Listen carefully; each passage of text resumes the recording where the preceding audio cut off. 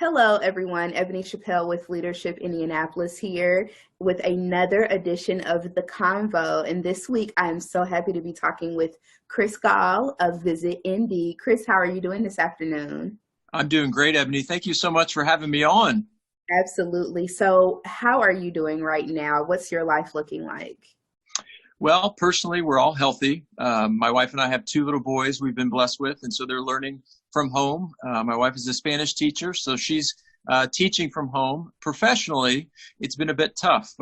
Globally, tourism is at the epicenter of this crisis with people not being able to travel, rightfully so. And so we've had really a tough time with hotels and restaurants, our convention center, tourism coming to a screeching halt. So it's been very difficult to see a lot of men and women laid off in the tourism industry who normally depend on tourism for a paycheck. So, but we will get through it. We're a very resilient city, and I think we'll recover more quickly than others.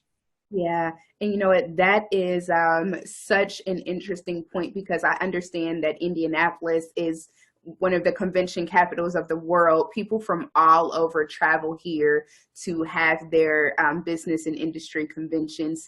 Give us, and I know you could go, as deep as we want to, but give us a bird's eye view of what that world looks like right now for you all, what tourism looks like, what's the reality of it? That's a great question, Ebony. We were coming off incredible momentum in 2019 with a record-setting 30 million visitors to our city, a record-setting 83,000 men and women depending on tourism for a paycheck. 2020 was off to a very strong start. We were also starting to celebrate our bicentennial, the city's 200th birthday. We were slated to host 700 major conventions and events, which would have been nearly a record. And that, again, has come to a screeching halt with now more than 100 conventions canceling because of this pandemic. We have been able to postpone and move some of the cancellations to later in the year or later in 21 or 2022, really taking a hit financially, though. When visitors don't come, many of our hotels, our restaurants, our museums are so dependent and reliant on tourism.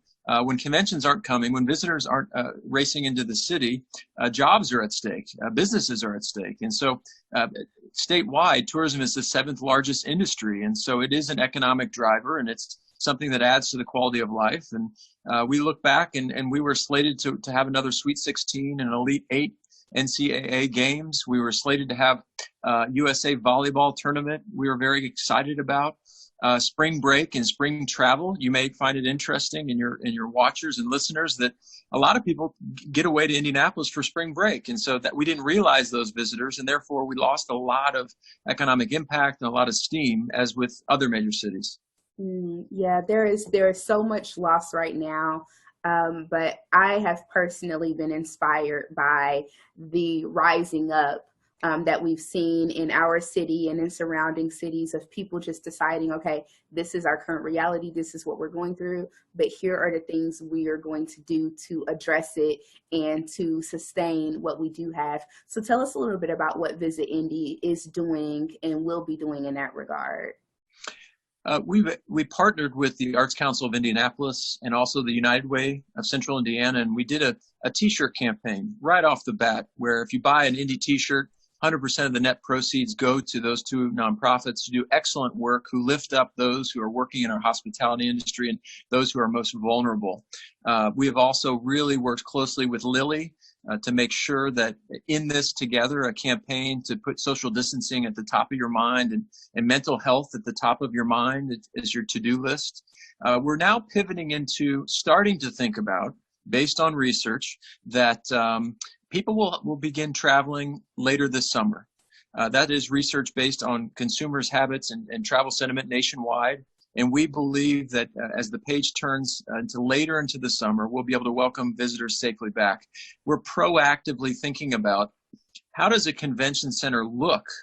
How do you enter and exit a building, the 17th largest convention center in the United States? How do you enter Lucas Oil Stadium, whether that's for Colts football or for another event? How will visitors want to enter a hotel and stay at a hotel, or an Airbnb, of which has taken on a lot of traction here in Indianapolis? Museums and restaurants, how will you sit and be seated. And so we're proactively pulling together a task force so that when the green flag drops and we can welcome visitors back safely, it will be done in a very meaningful way, in a very thoughtful way. And so we're meeting nearly daily to talk about that. And we want to set the pace. We want to be a trendsetter in how cities reopen post-COVID-19. Yeah, and that's encouraging to hear, because I also had another question about how you all are positioning Indianapolis as a leader in our new normal, so that people will feel comfortable coming here and enjoying all of our Hoosier hospitality and whatnot. But you really summed it up there.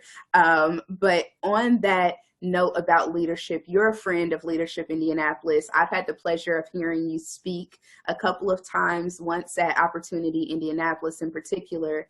And I'm just curious to know, what are some of the leadership lessons and thoughts that have helped guide you and prepare you for this time? Well, I'm a big fan of Leadership Indianapolis. I'm a product of the SKL program, class of 38. Respect is earned, not given, is something that comes to mind.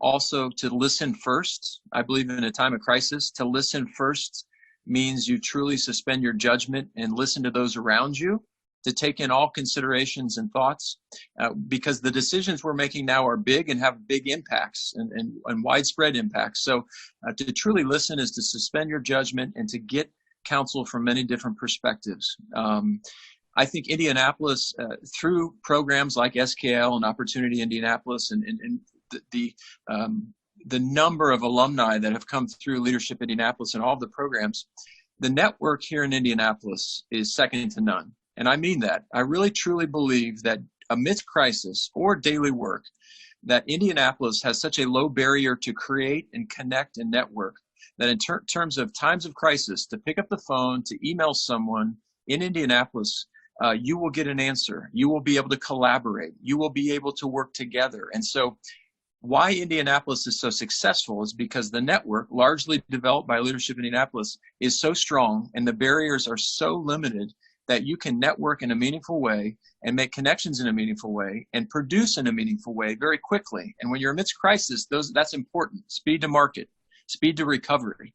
And so we at Visit Indy and representing our great city outside of our city are so thankful for organizations like Leadership Indianapolis that have cultivated leaders and continue to grow leaders so that we can lean on them during time of crisis. Indeed, indeed. Something else that I saw online that I thought was really cool was the video campaign where it invited people to share a short clip of what they are most looking forward to doing whenever we get to our new normal after this experience that we're going through right now. So I wanted to know, what is your thing that you are looking forward to doing? Well, I'm so glad you asked. You know, it's interesting. 5 years ago in April of 15, we were amidst a different kind of crisis, and we launched those NDY sculptures where you could stand to be the I in Indy, to proudly proclaim why you love our city. I couldn't wait. 5 years later, yes, I'm so happy. And now 5 years later, in April of 2020, we're amidst a different type of crisis. So we iterated on this campaign of Love Indy, and we're asking residents, our best brand ambassadors, our best marketers, what is the first thing you'll look forward to doing when Indy reopens? And for me, I love B Roasters. It's a coffee shop downtown. I love sitting outside at Cafe Potashu and having cinnamon toast and visiting with friends. I love going to Sun King and being able to sit outside or inside. And I miss just the camaraderie of being downtown and the buzz and the feeling you get when you see the bustling streets and visitors who are there because they want to be there. So those are some of the first things I'll do as things become normal. But I think what's really important from our perspective, from Visit Indy's perspective, is that we are in no rush, that we've come this far. We must protect the men and women in our hospitality industry, protect our residents, and protect our visitors. So we are truly in this together. And when it's time to get back on track, we want to do that in a very thoughtful way, in a very healthy way. Indeed. Well, Chris, it was so good talking with you. I appreciate your time. And I would be remiss if I didn't congratulate you on maintaining your wonderful coiffed hair. Like that, it's like your brand, and then your hair is like its own like entity on top of that. So well, Ebony, thank you. Yeah, I appreciate that. I do wait. I can't wait for a haircut. And your hair is always beautiful as well. So I just appreciate you having me on, and all you do at Leadership Indianapolis is remarkable. So thank you.